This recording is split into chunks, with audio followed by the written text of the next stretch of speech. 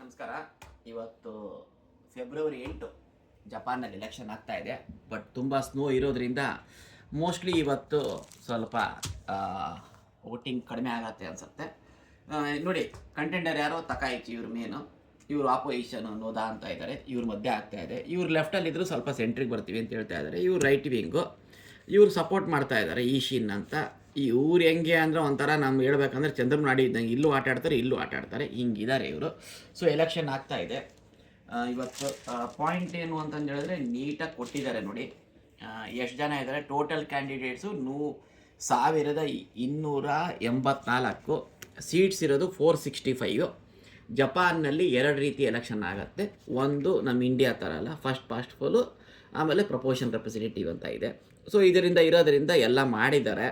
So ನೋಡ್ಬೇಕು ಏನಾಗತ್ತೆ ಅಂತ. ಪಾಯಿಂಟ್ ನೋಡಿ ಬರೆದಿದ್ದಾರೆ ಯಾರ್ಯಾರು ಎಷ್ಟೆಷ್ಟು ಬೇಕು ಅಂತಂದೇಳಿ. 465 ಇರೋದ್ರಿಂದ ಇಲ್ಲಿ ಇವರು ಜಿಮಿನ್ ತೊಗೊತಿದ್ದಾರಲ್ಲ, ಇವರು 233 ಮಾಡಿಕೊಂಡ್ರೆ ಹಾಫ್ ಆಗುತ್ತೆ. ಬಟ್ ಅಷ್ಟಿಲ್ಲ ಈಗ ಇಲ್ಲಿ ಇರೋದು, ಇವ್ರ ಹತ್ರ ಇರೋದು 198. ಸೊ ಇದು ಇವ್ರು ಗೆದ್ರೂ ಇವರಿಗೆ ನಮ್ಮಲ್ಲೇನು ರಾಜ್ಯಸಭಾ ಅಂತ ಹೇಳ್ತೀವಲ್ಲ, ಅಲ್ಲಿ ಎಲೆಕ್ಷನ್ ಇಲ್ಲ. ಬಟ್ ಈ ಸಲ ಗೆದ್ದರು ಅಂತ ಹೇಳಿದ್ರೆ ಇನ್ನೊಂದು 4 ವರ್ಷ ಆಗತ್ತೆ. ಇಲ್ಲಿರೋರು ತುಂಬ ರೈಟ್ ವಿಂಗೆ, ನೋಡ್ಬೇಕು ಹೆಂಗಾಗತ್ತೆ ಅಂತ. ನಿನ್ನೆ ಅವರು ಪಾಂಪ್ಲೆಟಲ್ಲೆಲ್ಲ ಮೋದಿ ಫೋಟೋನು ಹಾಕ್ಕೊಂಡಿದ್ರು.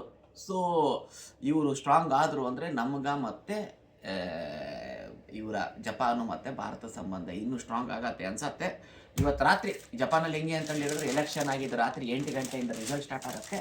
ಇವತ್ತು ಮತ್ತೆ ರಾತ್ರಿ 8 ಗಂಟೆಗೆ ಇನ್ಫಾರ್ಮೇಷನ್ ಕೊಡ್ತೀನಿ. Thank you.